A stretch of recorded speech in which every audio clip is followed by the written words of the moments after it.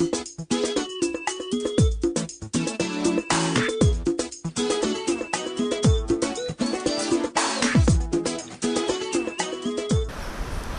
bandeko banja kana Congo Télévision na sepeli kozana bino lelo boyebi masolo oyo rapport ya OUF et sala ki o ba Monique baisse ya basi na enrôlement eza vraiment makasi mais to même bino mwana mboka moko o azali pe mwasi azali leader ya parti LIDEC pe to bengi na kombo ya Angèle Makombo azali membre fondateur ya LIDEC asamba non liboso ya peuple alobela nanu basi parce que tozo ebate thème ya mois de la femme ezala qui d'ici 2030 moi si azala na capable ya nyonso auto enrôlement déjà faible ya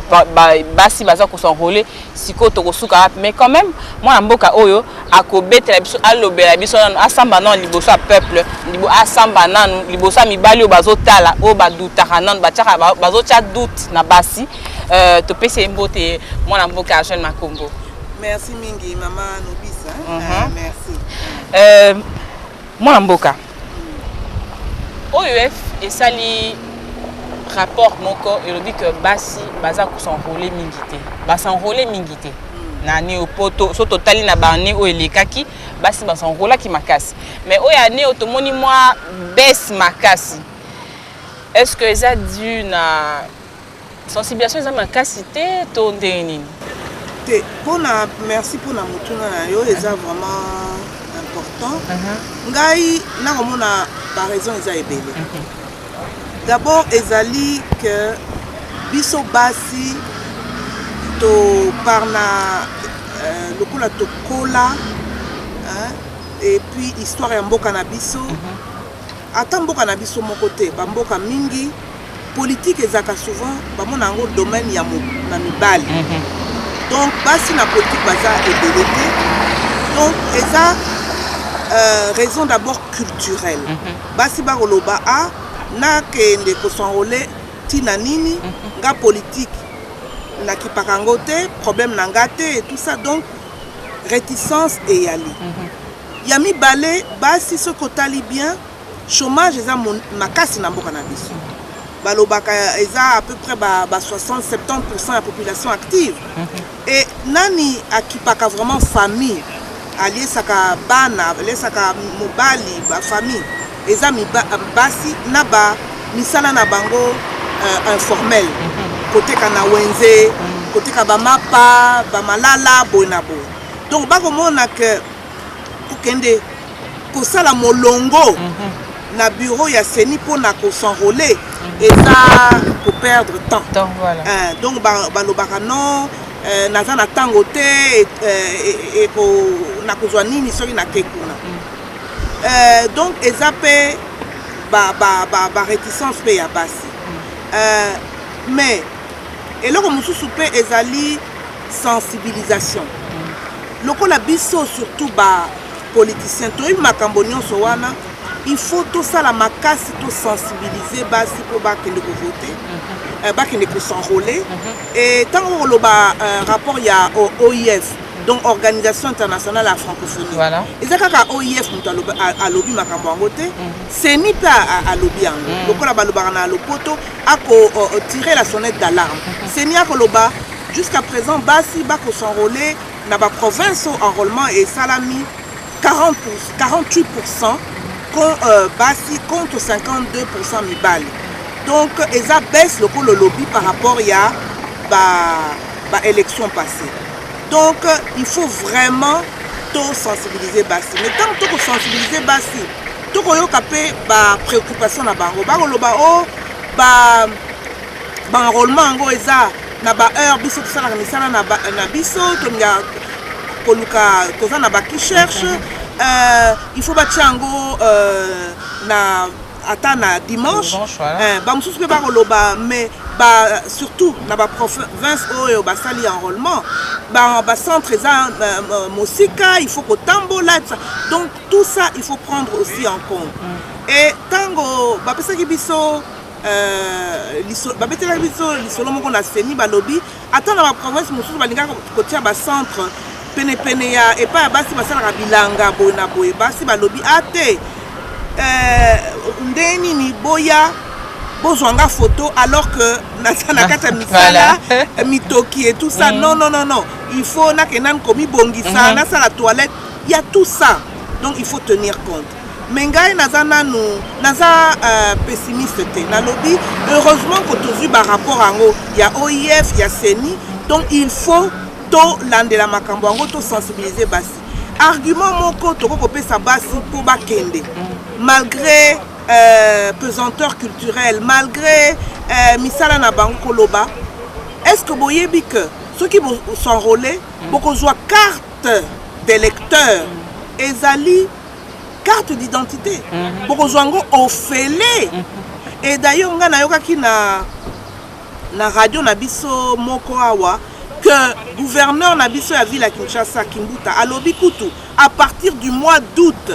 et que la carte d'électeur et que la valable pour la carte d'identité. Donc maman, ceux qui vont s'enrôler vous allez la carte d'identité pour carte wane akala et que ça sous valable donc il faut s'enrôler. Mais eza vraiment mosala na biso tozui mosala ngo biso ba leader politique le kolangai na base to koloba to continuer to sala ba réunion ti il faut basi s'enrôler massivement. Et plus tu as basi, plus tu as peut-être la chance, il y a qu'à élire peu basi, tu as se plaindre à un parlement au basi bazar 10% il y a des députés. Na Sénat kaka 6%. Donc ezali ceux qui basi biso toza majoritaire na mboko 52% de la population. Donc ceux qui basi s'enrôler mingi, tu as la chance. Il y a kozala na électeurs, électrices mingi bango mutuna droit de vote na bango bako kopona ba bikonzi ya lobby ya Congo. Donc ba enjeu est très très important. Mon amboka Angèle Makombo. Donc moi en 2011 ozala qui na présidentielle, ozala qui na élection qui parmi le candidat à l'élection présidentielle. Tant que déjà c'est déjà un pas. Là, vraiment, félicitations, bravo. Merci. Un thème, il y a moins de la femme, il y a né au Ezala qui 50-50 d'ici 2030. Voilà. Mais, tant que mon année au yo, enrôlement na bas César Moukier. Au moment où diminuer la chance na biso ya Rosana kata leadership na masolo et le gouvernement. Mais enrôlement ici na noté. Enrôlement ici na province combien? Pour Nangaï c'est pas plus de 10. Toza na 26 provinces. Donc il faut le coup la to yebi que est vraiment grave. Tout intensifier sensibilisation pour basi s'enrôler et donc Gaï naza optimiste.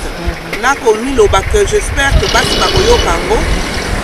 pour s'enrôler pour effectivement problématique wana il y a planète 50-50 et avancer. Mais naza tout en étant optimiste pour la makambo enrôlement na ko douter que d'ici 2030 toko awa na mboka na biso toko atteindre 50-50 parce que ba pesanteur eza mingi et volonté politique vraiment il y a ba dirigeants exaté tala na gouvernement na biso il y a ministre Tchibala 11% de femmes seulement 7 femmes sur 59 ministres et ça normalité et ce que tali bien au lieu d'avancer dans ma campagne il y a parité toko zonga sima na gouvernement ya matata 2 tozaki 15% de femmes ezaki ebelete ezaki ata 30% mais 15% na gouvernement badi banga tokiti na 12% sikoyo gouvernement Tchibala 11% tokendeka kasima et alors que basi ya mutuya basi compétente baza na mboko. Donc ce qui et yangwana que problème au poser les lois enrôlement est vraiment important donc la parité bonabo mais ce qui il faut tout banda déjà proposer acte wana citoyen acte politique il y a s'enrôler massivement et puis moment il y a vote ba candidat ya basi bazala et puis biso basi toyeba ko voter basi mais eza pe responsabilité ya ba candidat okoloba te naza candidat et puis oza na message te okoyeba ba préoccupation ba pasi ya population te okoyeba te programme vision na yo soki yo oza candidat député en tant que député okosala nini et yango wana nga nayokaka souvent mawa natalaka bilan global ya basi na biso député eza bilan moko faible baza déjà mingi te 10% à peine mais est-ce qu'on yoka vraiment que ba député ya basi baza balobeli likambo boye ou bien ba poser problème makambo ya SNEL makambo ya mai makambo ya assainissement oyokaka bango toyokaka bango te et alors qu'il faut balobela biso makambo nyonso wana ata na parlement tokosala bilan na mandature combien de propositions de loi basi ba député basi rédigea ba posa combien d'amendements ba posa na bamboka ya mindele tout ça est répertorié ba statistique ezali ba kotala moto songolo pendant mandature a déposé autant de amendements il a pris la parole ou elle pendant autant de fois tout ça est répertorié na parlement na biso yali peut-être mais c'est ça que il faut total à bien et c'est ça que ngana kosenga ba électeur biso non toza ba électeur toza ba électeur na mboka lobby candidat songolo aye naza candidat na poste boyo omituna aza nani moto oyo mama oyo aza nani bilan na ye eza ndenge nini et pas asala misala aza ndenge nini moralité na ye intégrité na ye eza ndenge nini yo posala lokola nga na benga yango devoir à domicile avant au voter kaka te moto akobanda kopesa bino ba t-shirt masanga koloba mingi makasi pendant élection il faut tout ça la biso no mosala yango maman moi mboka Angèle Makombo obi basi bazara vraiment makambo politique mo bakiparango te omona soki ça ba interview mingi mama nayebi ata makambo ndenge ezobana ndenge sukeli nazoyi bapete moi une question de ça ya oyeba que ya nayeba nanu est-ce que na parti l'UDEC est-ce que ba femme to ba ya parti ya l'UDEC baza déjà sensibilisé donc la partie na biso l'IDEC ezali sigle mais et sigle yango lingo loba Ligue des démocrates congolais donc eza l'IDEC et mutuna na yo eza vraiment important na koposa te ata na l'IDEC toza na problème nako osala réunion nalinga kosala ba réunion yango mingi parfois hebdomadaire parfois tous les 15 jours tokosala par exemple tokutani tour de table il y a actualité politique pour chaque membre appelle sa cadre autour de la table appelle sa avis naïe mon ko remarqué que surtout na ebandeli tant to bandaki mosaloyo nanazaki ko telemisa loboko po aloba ezaki d'abord bamibali surtout tant na sangisaka ba jeune basi bafandi sui alors que okotala bien baza promotionnaire baza na bakende pe ba classe tout ça et puis il faut pas seulement qu'on ait la classe pour otia oza na position na yo na ba vie na yo na makambo mboka donc eza muke toko yebisa bango que il faut s'intéresser et politique elingo loba nini politique avant tout elingo loba la chose publique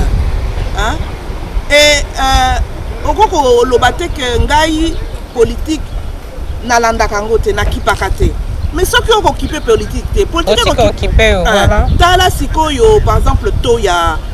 d'échange taux de change lokola dollar emati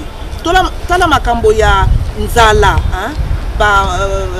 biloko ekomi cher na bazando tala problème ya courant ya mai nga tongo nyonso na monaka na balabala na biso bana mingi surtout d'ailleurs bana basi au lieu bakene na classe te na babidon na bango ya jaune wana jerrycan bakozwa bamai donc baproblème nyonso wana ekointerpele biso et politique eza yango s'intéresser d'abord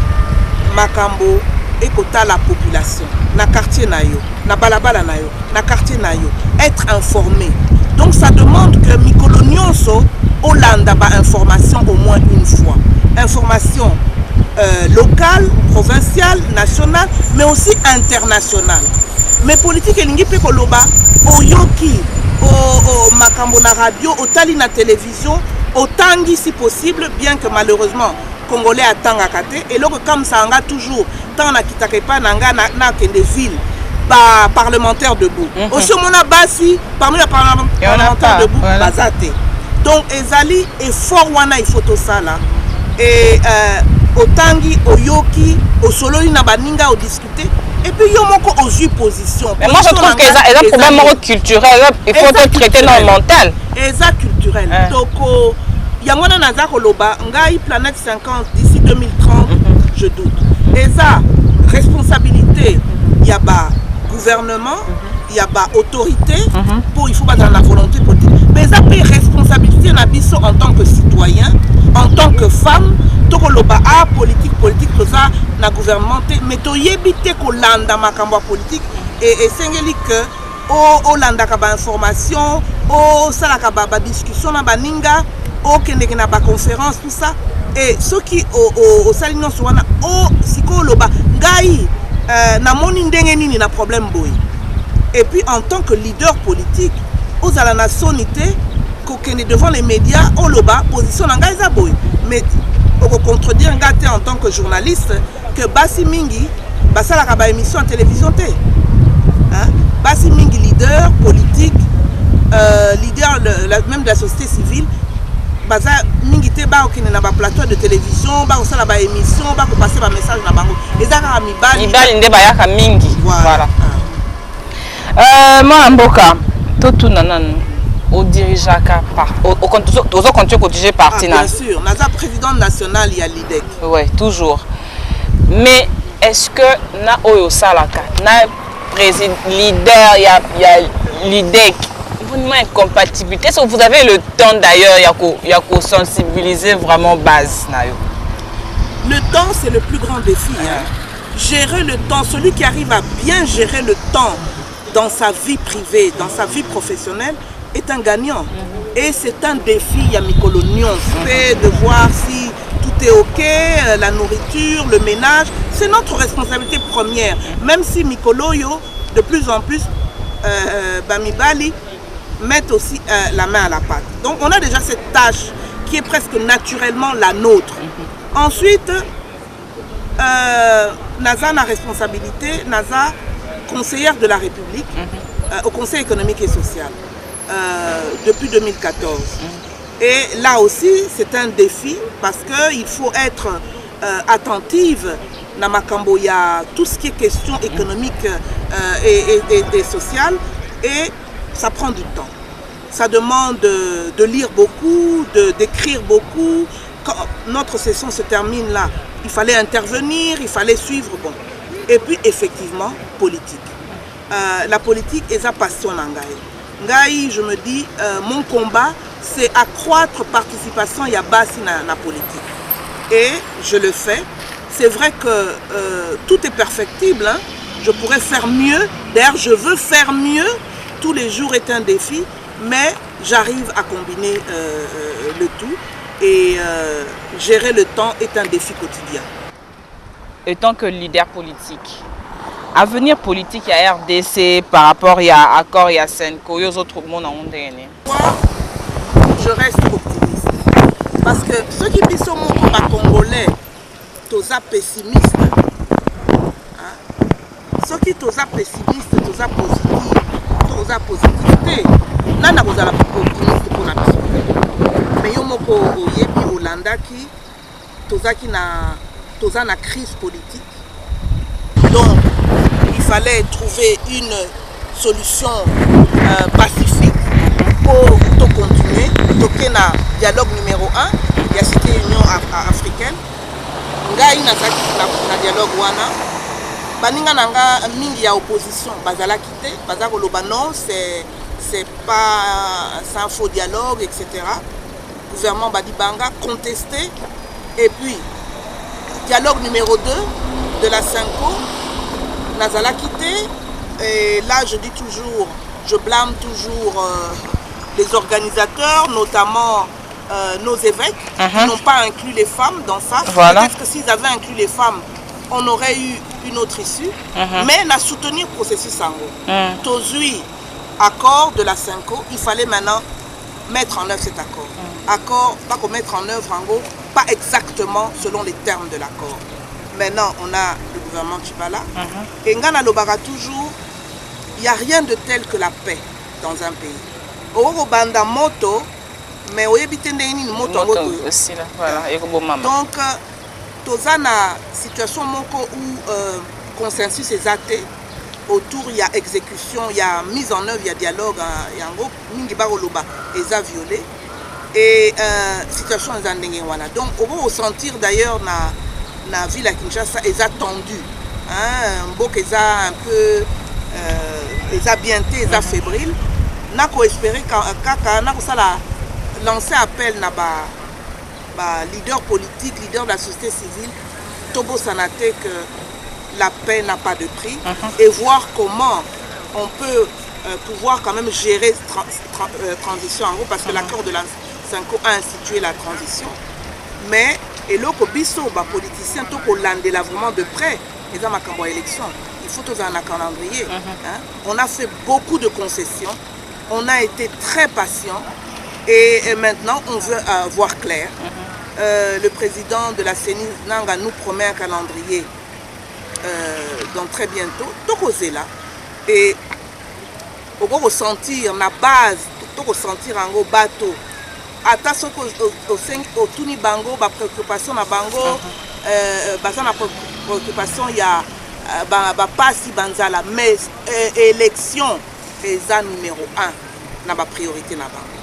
Donc il faut vraiment tous en avoir élection en gros pour introduire alternance politique dans Mboka d'Afrique. Pour Potosilisa, est-ce que vous croyez vraiment que l'élection est ça en 2017? Parce que OIF est le 2018, décembre 2018. Seigneur lobby décembre 2017. Ce que tu crois, parce que nous sommes en violation. C'est totalement bien en violation. Tu peux violer, mais tu peux violer la constitution, mais tu peux travailler sur la base d'un compromis politique. Un compromis politique aussi que tu peux respecter. Seni alobaki na dialogue numéro 1 tant Seni a salaki biso ba explication nyonso et tout alobaki je crois pas avant novembre 2018. Biso côté opposition tolobaka avril 2018. Sikoyo Seni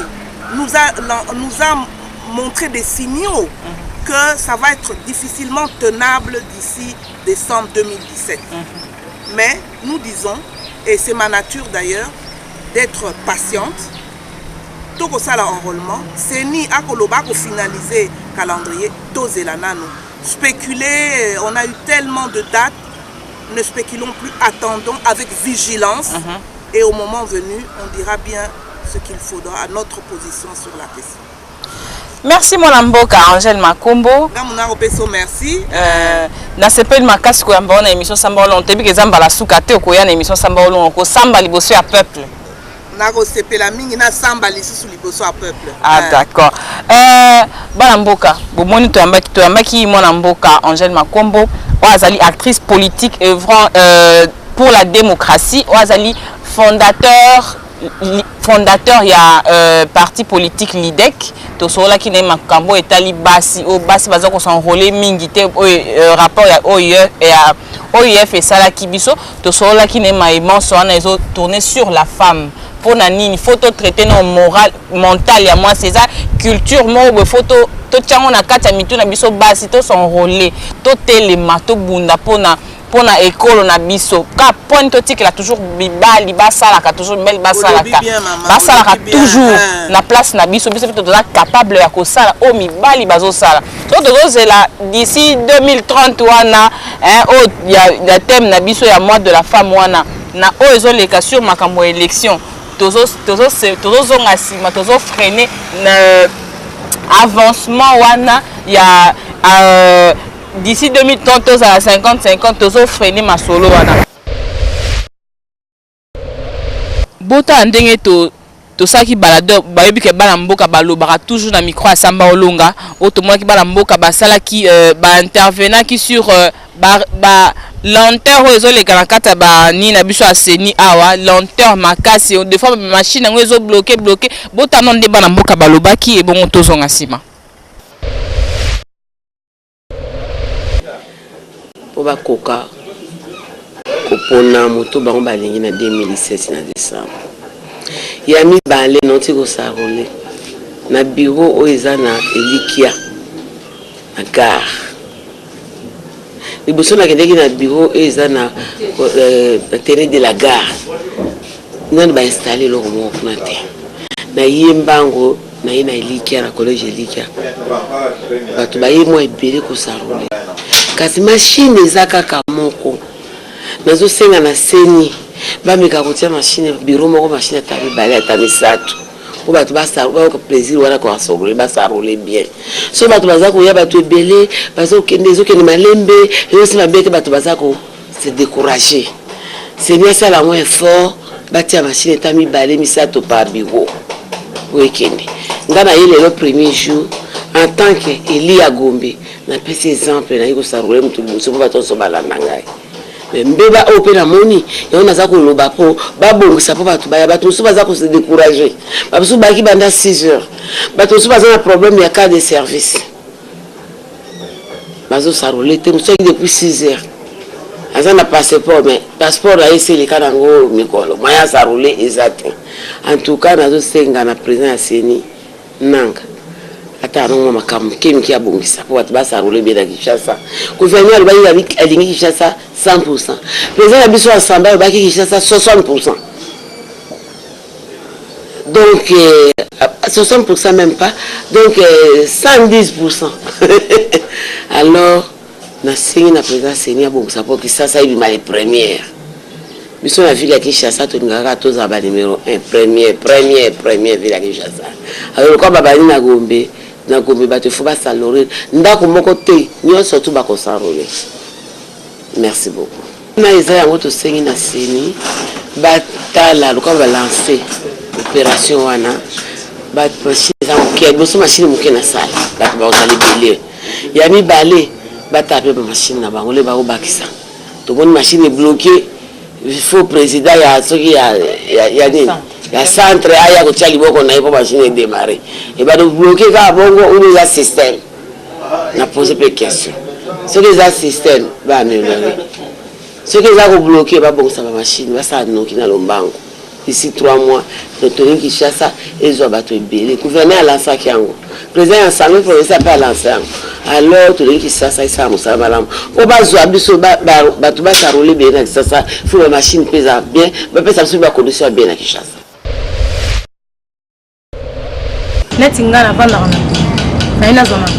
banda to kendaki na yaki so banda 6 heures moye to zo ezate parce que ba machine eza na moko ba machine eza moko donc bato ba l'équipe belé mais moye ko zo ezate siko to sande machine eza moko moye ko zo ezate donc to yaki banda kala banda tongo to yaki moye ko zo ezate donc para to zo la carte de l'électeur donc faut to s'enrôler to za na ba carte yango na ba c'est bon compliqué bisona bani carte de service té babi auto ya kana carte de lecteur to soit 3 témoins au ba s'enrôler tout on était ba témoin quand la carte de lecteur depuis 2011 to zongo soa et machine on ma voanga ils ont kufa kufana ngo donde ezana ndeti biso ana académie de Beaux-Arts académie mbaka machine moko tu as plus de 100 personnes to s'enrôler ndeni ba metana ko boni parce que le dimanche to 8 bon ba lundi commissaire to zo ndeni ba caption solution pour le problème nous avons un biochimiste mutu asala biochimie chimiste bozwi chimiste botie biso na bongo informaticien ata bino mboko kabo ya mbala oyo eza mabe mpona nini biso ndenge tosali awa karte esebunga biso kala mais lelo ebandeli ya kopesa karte ezalaki biso bato ya liboso mpo tolalaki awa toye mpo toswa karte eloko ya liboso batuni karte na yo ya kala eza wapi toyebisi karte esebunga epuis bazoexplike biso balobi lokola karte ebunga avant bapesa biso carte il faut toluka 3 personnes ya carte 3 témoins oyo ebandi lelo kaka nga natuni bango me koma lelo kaka biso bato ya liboso bo sikoyo mutemo tokende kozwa ye tokouta na ye wapi seke bino bobandaki kopesa bato deja bakarte depuis kala témoin wana akouta wapi po biso bato ya liboso tolali na bino depuis biso bato tosali mosala awa me koma yo kotinda nga nakende kozwa témoin mpo opesa nga karte nga napasaki concours awa bapesaki biso 15 minutes to enrôler 2 personnes nga nasalaki en espace ya 12 minutes mais ti lelo babenganga te mais papa oyo sokolo ndebi aza recommandé en tout cas monsieur Corneille nanga nga na koloba na yo ke oza na charge ya Congo oleki station na charge mais kako revoir ka oyo Sainte-Anne longola bango tiela biso bato oyo bako travailler quand même bayebi musala et puis awa machine kaka moko vraiment toza na mboka nini après ça et comme siko ke non omoni via ça élection ko za la tête que na 2018 to boy tricage au bobandi déjà bien yo azokoka informatique te akoki te na informatique 64 a rolé na journée eza muke papa eza muke azo arole mutu moko na espace ya 2 heures or que ezalaka te biso tout oyebi informatique musala na ye tozo apprécier yango te ce n'est pas dit que na yini ye aza papa lokola papa na ngai mais azokoka na musala te lukela biso mutu o aza incompétent na musala wana asalela biso musala et ofuta ye mbongo na ye na o azo mériter c'est mieux mais azokoka na musala te lukela biso mutu o aza incompétent na salle moko ya enrôlement okomi kuna banrole yo bakotisa bato misusu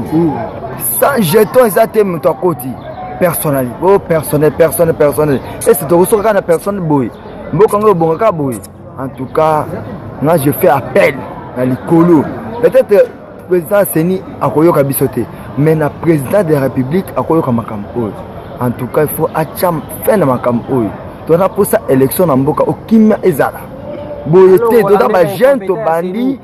to suka na suka na gombe ezala boye te ba jeune bana posa évolution tona posa tout fana na ndaku to sala non on n'aime pas ça en tout cas c'est l'essentiel que moi j'ai dit tokomi na suka ya émission na biso Samba Olonga émission na yo émission na nga émission ya peuple émission ya biso nyonso peuple nde ekondima yo peuple nde ekojuge yo peuple nde na kati ya Samba Olonga ekopona yo peuple nde mpe kaka na Samba Olonga ntango ozosamba ozolonga soko osamba ozolonga te osimba te donc faut samba olonga libosa peuple nde ndima on a be élection o ezoya peuple nde faut endima yo so peuple ndimi yo te ma plein donc ngada na zoki da information babaki que bazo pointer nga ba député na ba o vraiment to voter souté pour musala sala ki esimba kité eza kitoko te ba souci na biso peuple azoye ba yango te abeti yango kara donc ye base akipara lisusu te mais quand même bandeko na biso bazoya na ba candidature ya ba députation ba o nyonso bazoya wana bosunga peuple ba souci na bango eza ba souci na bino eza base na bino donc tango déjà oye dans na elongi ya esengo dès le départ tango ozokende pe ozwi poste na yo zala pe na baninga gentil olobelaka pe bango banzela ya Kinshasa ya kobeba makasi des fois ba députés provinciaux ne font rien pour aider ba base na bango ba commune na bango wana ils ne font rien mais quand même to comme na suka émission Samba Olonga to kutani micro ya bobi ke émission Samba Olonga elekaka chaque vendredi na 22h30 nga présentatrice na bino Nobis Molonga na pesi bino au revoir et to kutani mbala sima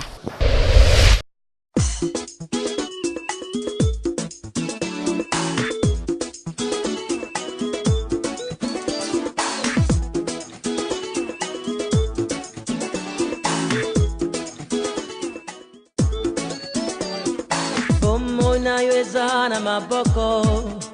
nayo.